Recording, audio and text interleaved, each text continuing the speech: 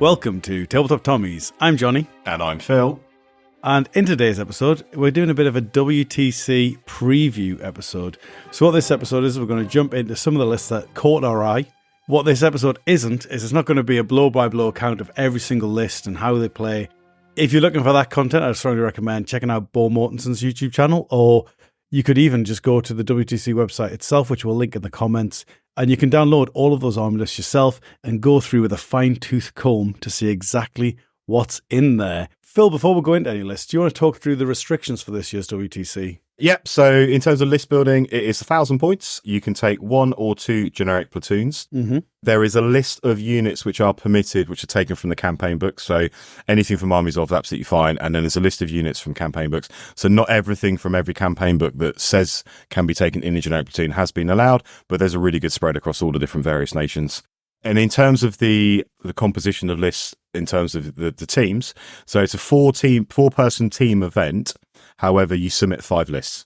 And then obviously one of those lists doesn't get played from game 1 onwards. But at this stage, all the lists are in. They've all been submitted. Every team that's entered has submitted their 5 lists. And then come the weekend itself, in a couple of weekends' time, will be when those 4 lists that get played will be revealed. Indeed, yeah. The other thing to note, though, is that you can't duplicate nations across the 5. So, for example, you couldn't put in 2 Soviet lists and 3 other nations. So there can be no duplication across the 5. They've split Australia separate to Britain, for example, but Canada counts as a British platoon. So there you go.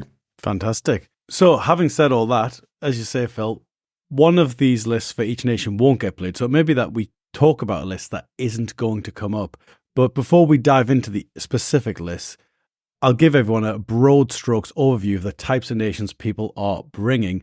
So we've got the countries coming to WTC. We've got Denmark bringing 2 teams, England bringing 3, France, Italy, Spain are bringing 4 teams plus a referee team, who I think are there to fill gaps. Sweden are bringing 2 teams. The United States are coming with 3 teams. It's a long way to travel with 3 teams.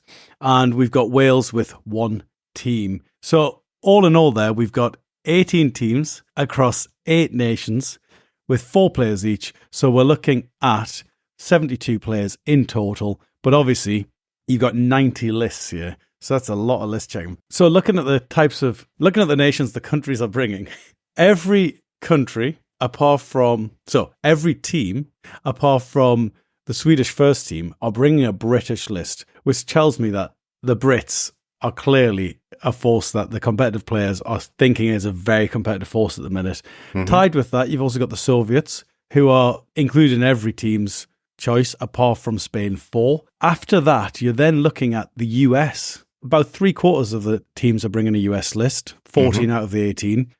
And then we've got a bit of a drop-off, and Japan, only 2/3 of the teams are bringing a Japanese list, which I think is probably under-repped. After Japan, you've then got Germany, which is to be expected because I think everybody has a German army. And then we've got Tough Guts just came out. I'm not at all surprised to see, now that you've got German with some flavoursome units, I'm not surprised people are including that, even if it's just their 5th list that they're not going to play. But then the interesting one is that the Italians are tied. So we've got 9 teams bringing Germans and 9 teams bringing Italians. Is that a bit of a surprise to you as well, Phil? Yeah, I think I was expecting to maybe see a few more Japanese lists and maybe not as many US lists. And then I wasn't expecting to see an equal number of Germany and Italian lists. I was expecting to see slightly more German lists, although they are difficult to build in a competitive way. And we're going to highlight at least one German list in a minute, which is a very interesting build. It's not your kind of typical sort of German list that you see. I'm not surprised to see Italy appearing more than maybe previously, because Tough Gut has given them a massive boost. And when you look at the way that the Italian lists have been built, that have been submitted, it's very much leaning into not just Tough Gut units, but also the national special rule that Tough Gut adds, mainly with regards to the extra AT tweaking that's happened there. That's exactly what I was thinking. They've got a lot of ways to sneak in a light autocannon. A strength 2, it's getting that boost from the improvised AT rule. Exactly, yeah. And I think that's probably why we're seeing them. I do think the German and Italian lists tend to be the ones that I think are the 5th lists Mhm. They're the ones that we're probably not going to see. So I reckon in reality, we'll probably see about 6 of each, would be my expectation. So that's the main players, basically. After that, the other nations that are being represented are in alphabetical order. These have 2 teams bringing this nation. So we've got China, France, and Romania. There are 3 players bringing Poland, and I think there's only 1 cavalry, Polish. Yeah, predominantly cavalry. Yep. Mm-hmm. Yep. And then your sort of quirky nations that you're only seeing 1 of are we've got Australia, we've got Hungary, and we've got partisans. So they've each got 1 team bringing 1 list of them. So it is a bit of a spread, but most of the lists are across 4 nations. Basically, you've got Britain, Japan, Soviets, and USA, and they account for 60 of the 90 lists, those 4 nations. What's interesting, and we didn't break down the World Open War lists in this way in terms of the number of nations, the number of teams bringing different nations. However, you did see a lot of British and Soviet lists, obviously, and it was a three-person event rather than a 4-person event. But it wasn't British, Soviets, and then predominantly US. Mm-hmm. Whereas 100%. here it's British, Soviets, and then the US slightly behind, and then it falls away to Japan and Germany. At World Open War, you saw a lot of Japanese lists, you saw a decent amount of German lists, and then you also had, the more random ones, like Romania and so on. So I think that's interesting. We're not, if you took the WTC spread and then applied it to World Open War would have been British, Soviets, and US. Yeah, I think the US are possibly as well, what I was saying about the Italians and the Germans. I think some of these nations, that US list might well be the 5th list that they're not going to play, because the US they're not a top tier army because they're just good at everything, but they're not amazing at any one specific thing, I would say. And so they're a great one to throw in as your 5th list because everyone could build a US list that's fairly competent, can't they? It will also be interesting to see, actually, and we wouldn't know this because unless we actually went around and asked all of the captains, how many teams wrote a 5th list with no intention of playing it, but actually when it came to the event itself, went, do you know what? And then had a bit of a change of mind, because I do know from talking to some people that the 5th list may not actually be that dummy list they've thrown in. It may actually be a genuine contender for one of the 4 armies, or one of the 4 lists that does actually appear, because all the players in the team are happy to mix and match prior to the event and then nail down their colours ready for that first game. Absolutely, yeah. I think if I wasn't flying and so had to pack the army for a flight, if I was just driving to the tournament, I certainly would bring the 5th list as well, because it doesn't hurt to have it if you suddenly have a last minute change of heart, especially because it's like getting to see behind the curtain before you commit, because you throw in your 5 lists, you have a little look behind the curtain and then decide, actually, this one is going to get stomped. But I mean, it is what I expected in summary. It's exactly what I expected, what we've seen at competitive tournaments for quite some time now in Bolt Action. So shall we jump in and look at a few of the more interesting lists? So obviously we talked about things we were expecting. Is there anything in the list that you weren't expecting to see? So I'm going to start with the French team and the French nation. I actually thought we might see more French lists being submitted than we did. May we? May we, bien sûr. But I am going to highlight the French list submitted by the French team. What I will say is that these are not necessarily lists that we think are absolutely amazing, top drawer. We're not scoring them, we're not ranking them. Other people on social media and the internet will do that absolutely fantastically well. So the French list is 22 dice. That's a lot of dice. That's a lot of dice.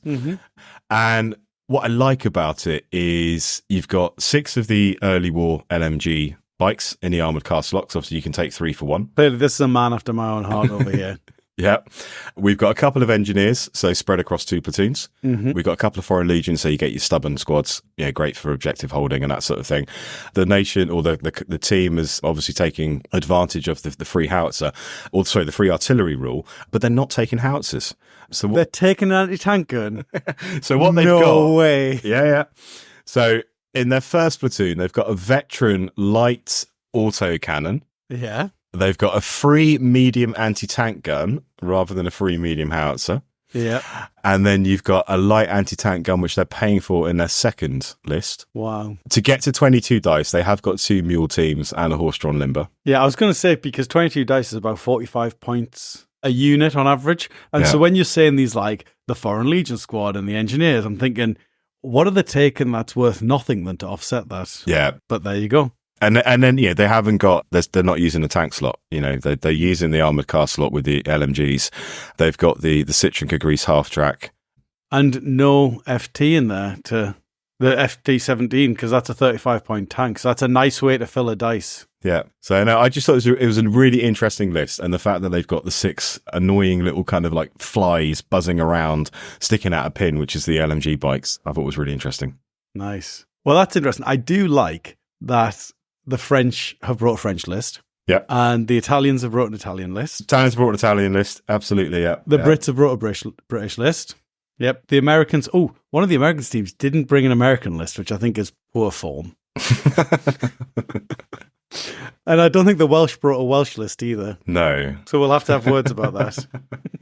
So that was our first one, the French. What was the next list you want to highlight? So we're going to jump to Sweden 1. Mm-hmm. We said earlier on, they didn't take a British list, which is really interesting in itself. Yeah, fascinating. But that's not the reason I'm highlighting them. The reason I am going to highlight them is they've got a partisan list. Nice. Yeah. So this is 17 order dice, bang on 1,000 points dual platoon. So they've got 2 multi-launchers. So they're using the Renault UE in the tank slots of the captured vehicles. Platoon 1, you've got nine-man regular partisan squad with a Panzerfaust, which is fairly standard. You've got 2 20-man Mackie squads with pistols in experience. 80 Nice. points, 20 people with pistols, which is huge. And then you've got things like you got your medium mortar sniper. They've got a bazooka team in there, which you can do for the partisans. You can take the bazooka for them. And then you drop to the second list, and then you've got your 2 compulsory units there are 2 5-man Mackie squads. So we've gone from 20 down to 5. So it's really interesting. You've got these 2 massive blobs in terms of the 20-man squads. You've got a little 9-man regular partisan squad with a Panzerfaust, and then you've got to make the list legal and to have enough unit choices for platoon 2, you've got 2 little 5-man squads. I just thought it was worth noting that somebody had brought a partisan list. It's a little bit different, a little bit interesting. Yeah, it's nice to see them. I actually think partisans are a really nice sort of minor force. You can add loads of flavour to it by, especially with the captured vehicle rules. Obviously here they're using it as a bit of a competitive streak, but I really like how when you're playing more thematically, you can basically capture the vehicle that was most predominantly there. I think it's really nice. And there's quite a lot going on there. And I think the other thing as well is the partisans are good for catching people off guard, because they're not a common one you face. You've got those bombs people drop. So you drop your bombs at the beginning. If you're not regularly playing against it, it can be a bit of a deterrent, a bit like the British Observer, where he plunks it. You've got to kind of decide, am I going to commit to it? Am I going to try and avoid it? But then what's the implications of that? It could be a good one for catching people out. Speaking of catching people out, so we're going to look at fantastic segue, sir. Thank you. We're going to look at the German list from Spain 1. Yep. And what's so special about the Spanish-German list? It's very different. Different to what you tend to see with German, or certainly what I've seen with sort of competitive German lists, is people quite often lean into the pioneers and the field cars.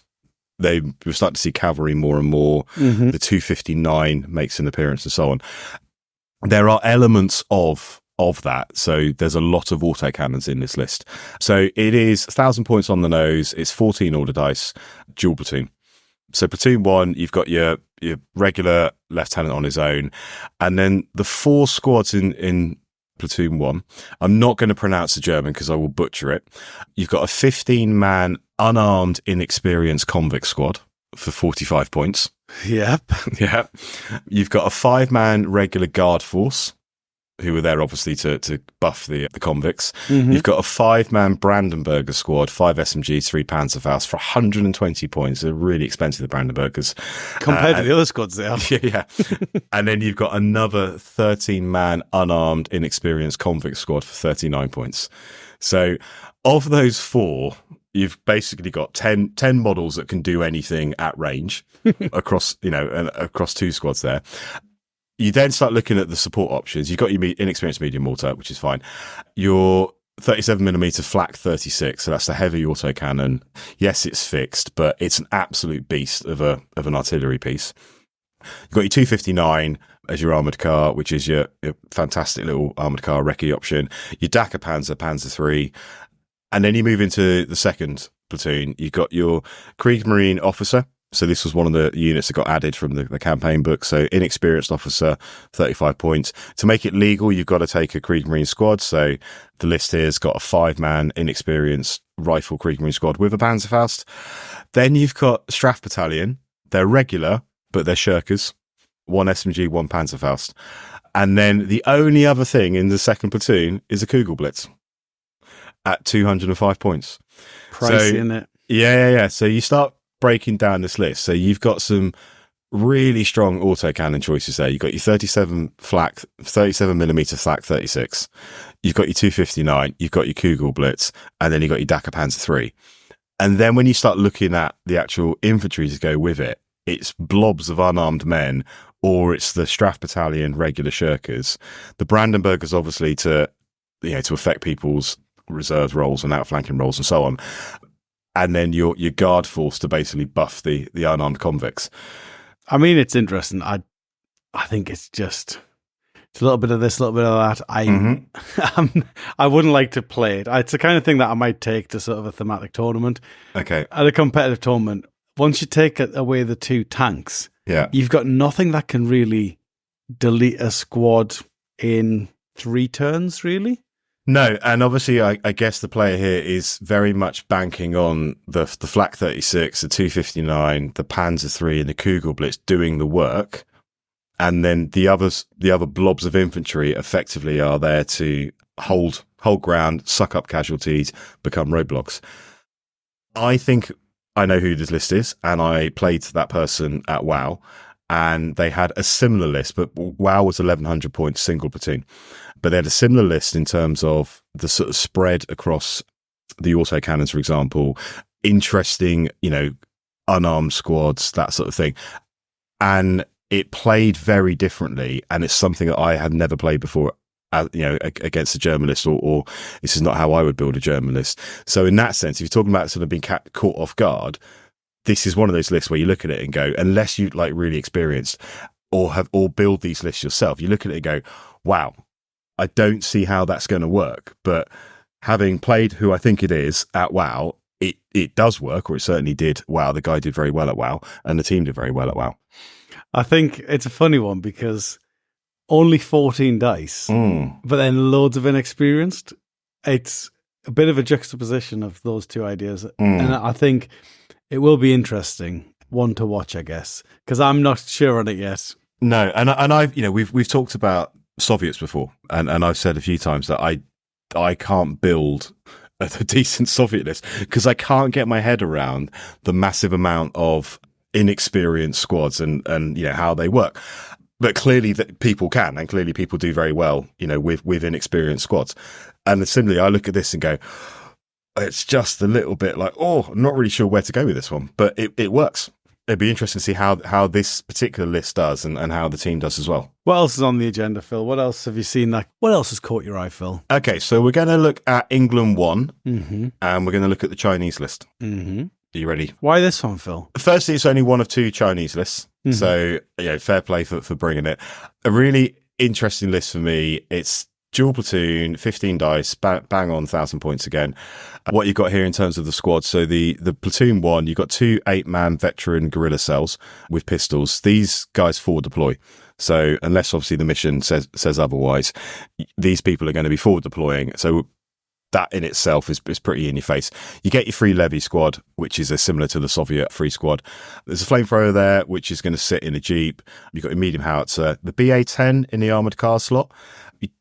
I don't tend to see these being taken by Soviet players. Occasionally do see them taken by Finns, but as an option in the Chinese list, it gives you that turret-mounted light AT gun, coaxial LMG, forward-facing LMG with recce.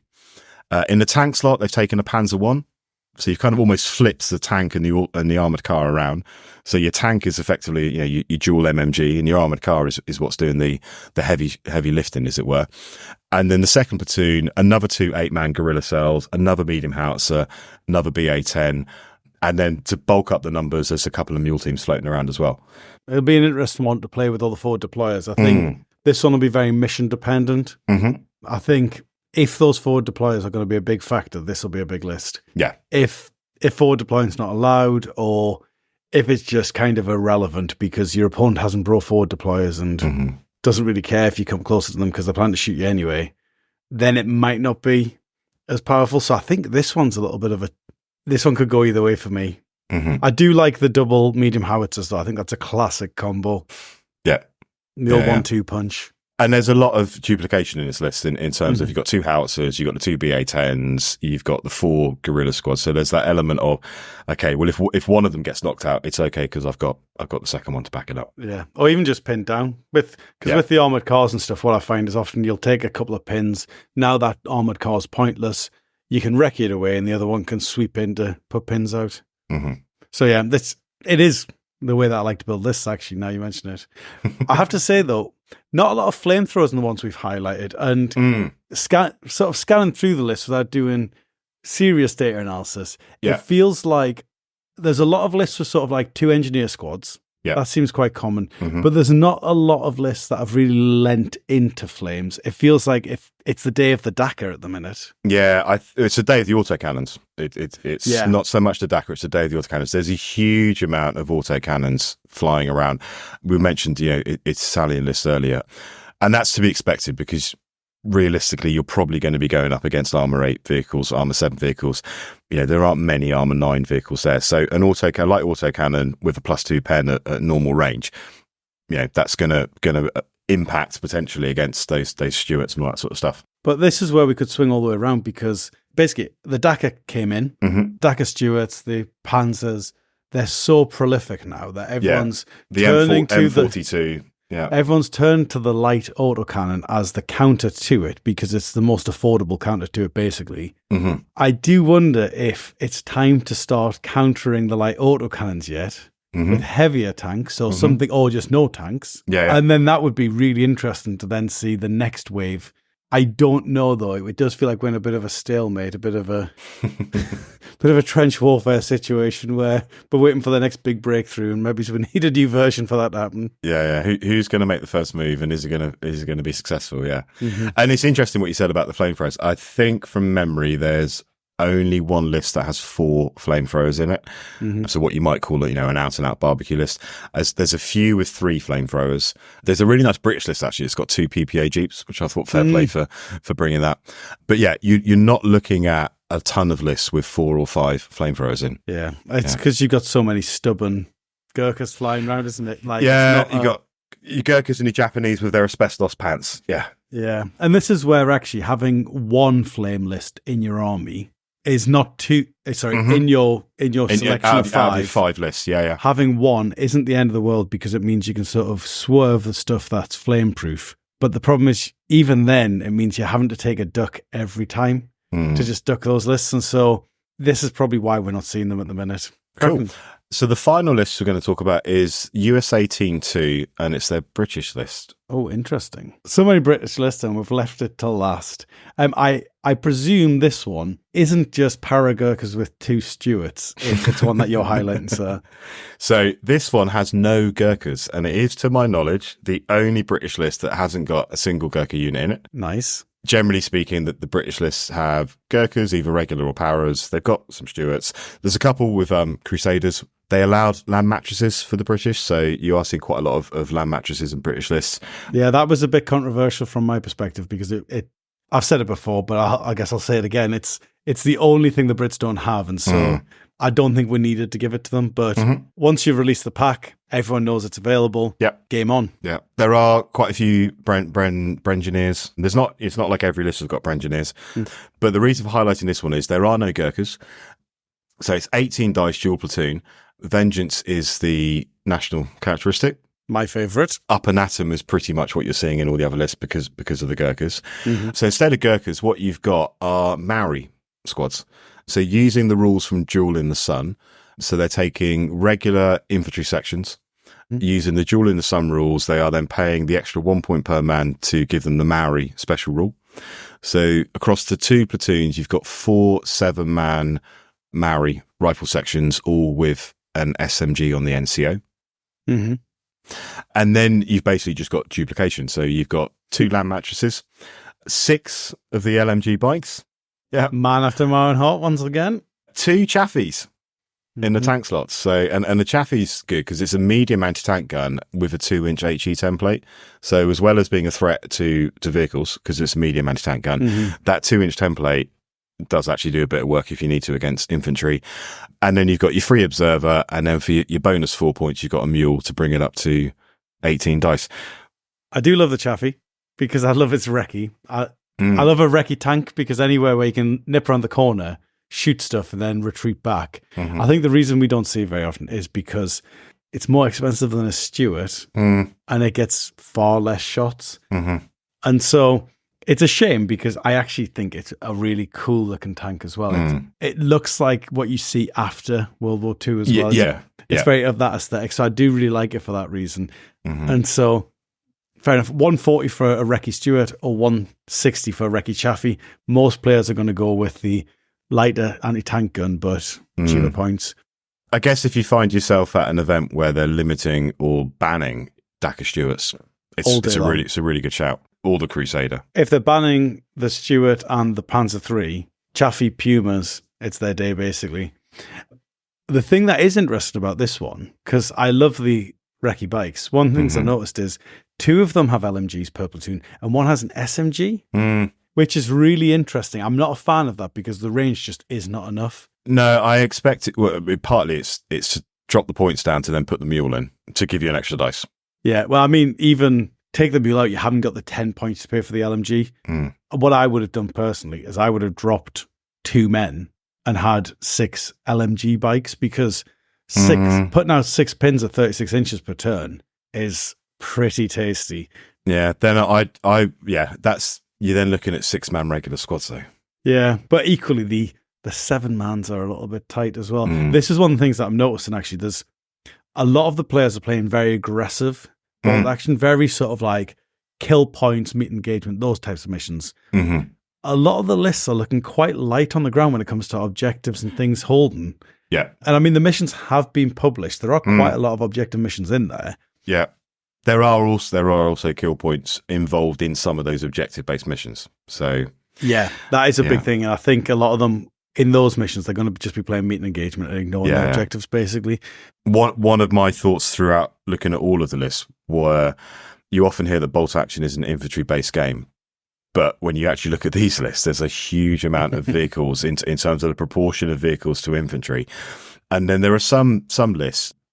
I think Denmark 1's Soviet list has only got 3 infantry squads, one of which is the free 12-man squad. And then it's got 2 5-man engineer squads. And there are other lists. There's another list. I can't remember which nation and which country it was, but they've got 4 5-man squads. And I think they were inexperienced as well.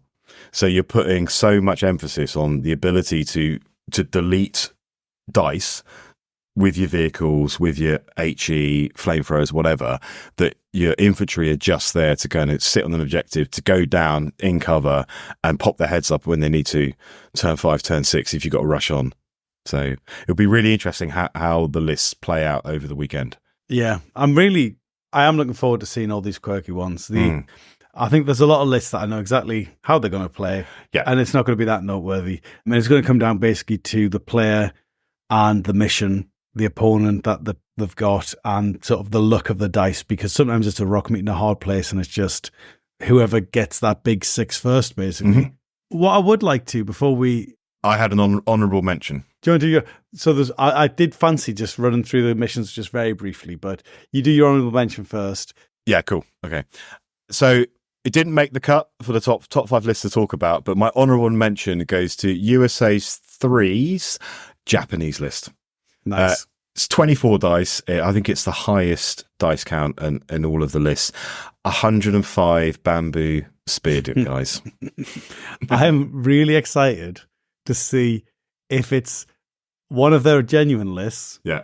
or if it's just their 5th list, because that's a lot of men to buy, paint, and then even transport. Yeah, and then bring the it distance over. they're traveling. Yeah, so Yeah. excited to find out. And it's the bogeyman list, isn't it? The one that everyone for years and years and years, like probably even since first edition, people have been talking about this list. The bamboo spear horde. Watch out for the bamboo spear horde.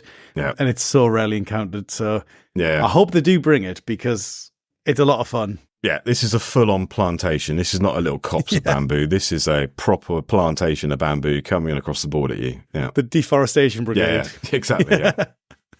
So now we've covered the armies. I would quite like to quickly look at the missions because they have pre-published what missions we'll be playing. Yep. Just to sort of get your thoughts on it. Mission 1, meet and engagement. I think we'll both agree. Throw it in. It's not the best mission in the world. It's not the worst mission in the world. It's a good tournament mission, basically, is my opinion. Mm-hmm. Yep. Mission 2, key positions. A lot of people's favourite mission. Mine included. Yeah, not my favourite, but I think, like meet and engagement, I think everyone knows what's going on there. It's a very balanced mission. I think we're in, you can stack the dice, but it's a high risk, high reward strategy. But yeah, key positions, you cannot complain.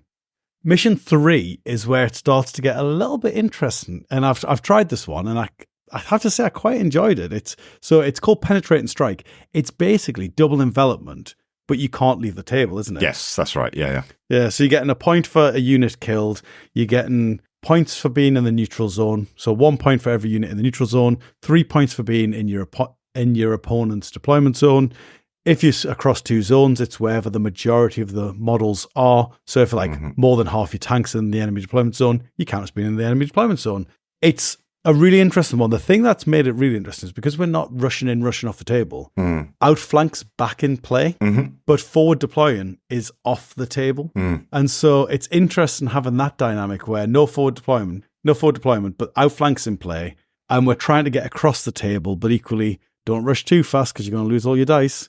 Yeah, there is that timing if you are going to outflank when you try and bring them in because they need to be still there at the end of turn 6 or turn 7 if it goes that far. Yeah. And it's interesting actually because you could just play it as meet and engagement if you'd like and just everyone moves into the neutral zone in the no man's land in the middle and you just see who has the most dice left at the end basically. Heartbreak, which is one of Bolt Action Alliance missions. I think it's a great mission. I'm not sure it's my favorite tournament mission though because I don't like having to have that objective in the middle. I don't know what's your thoughts on it. Yeah, I like objective missions, and you are right that because it has to sit in the middle, it does become a bit of a fight over the middle objective. But kill points matter, so it is possible to win the game and not hold the central objective if you've taken enough units and you've contested or denied that central objective. So yeah, and I think this is why a lot of people are just going to be playing the kill points because an objective mission with kill points. We've had a movement mission that's actually kill points as well, and an objective mission. Sectors is mission 5. Yeah, classic. I don't think we need to say too much. I think it's very much in the vein of meet and engagement, key positions. It's a solid mission that very few people complain about.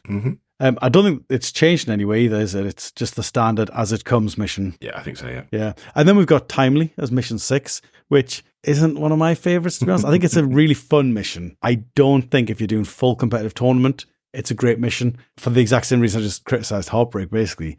You're basically forcing the players to fight in specific locations. And that's not what I really like because you're taking away a lot of the agency, which means you're very much limiting the types of strategies that do work. What are your thoughts on Timely? I do like it because yes, you have to deploy the objectives along the halfway point, but you don't have to put them bang in the center of the table. That you have agency with regards to where you put them along. The other thing to note as well is with Timely, there is no forward deploying, and you do see sometimes at events that when you play Timely, they allow forward deploying, which is really frustrating. If you've got that Chinese list we talked about earlier for England, for example, if you were playing against that and you were allowing forward deploying in Timely objectives, that's 4 8-man veteran tough fighter squads that are forward deploying. So good to see that forward deploying is not allowed. And I believe the original mission when it was first written by the Snafu guys didn't allow forward deploying. Somewhere down the line it's crept into packs and that's why you see it nowadays. Yeah, and the original did have very specific places the objectives were placed. The other thing that has shifted here is in the original, to stop it just being a small team snatch, you had to have at least 3 men to take an objective. Okay. And I believe that's been removed here, which again is probably why we're not seeing as many infantry squads. Okay. Because your small teams can hold it in this one, I believe. It is worth pointing out as well, there's only one mission of the 6 which has prep bombardment, which is really good to see. And we've talked before about choosing your missions across events so that you don't have, on a 3-game, 1-day event, you don't want to see 2 missions with prep bombardment. And likewise, over 2 days, you start seeing 3 missions of prep bombardment. And that's tough going if you're playing British lists a lot. So it's good to see there's only one here with prep bombardment. What is interesting is in the original Timely, there was prep bombardment, I believe. And so, because the idea is you stop, because you can deploy within 12 inches of those objectives. Right. And so by putting those pins on in the it forces players to make the decision, do I risk that order test on a 6? Okay. But then I might get the victory point if it passes. But if I fail it, I've lost potentially 2 victory points, but I've lost next turn as well. And that was a really nice decision. So as much as I don't like facing Brits with 2 with 2 dice on prep bombardment, it does make a big difference to the Timely there. And for example, actually the big thing that it makes, the biggest difference it makes is in Timely objectives with prep, you really have to make a hard call on whether you put troops in transports. Because if you do, it's a huge advantage if they survive the prep, because you can just rush forward, get in front of the objective, which really stops your opponent getting on it. Mm-hmm. When the prep's in play, that's a tough call of to whether you're going to risk that, because you could potentially lose 3 infantry squads and 3 vehicles. And so, especially if you're facing Brits. And so I'm not sure how I feel about that just yet. I suppose ask me after the tournament. Well, if you are going to WTC, I look forward to seeing you there. Hopefully you don't beat me too badly. If you're interested in looking at all of the lists, if you head over to the IGE page, we'll put a link in the description. You can download all of the current lists. As I said, there are plenty of other people running through them in a lot more detail than we have, so go check them out. As ever, thank you for listening. Please do like, share, subscribe. Ta-ta for now. Ta-ta for now.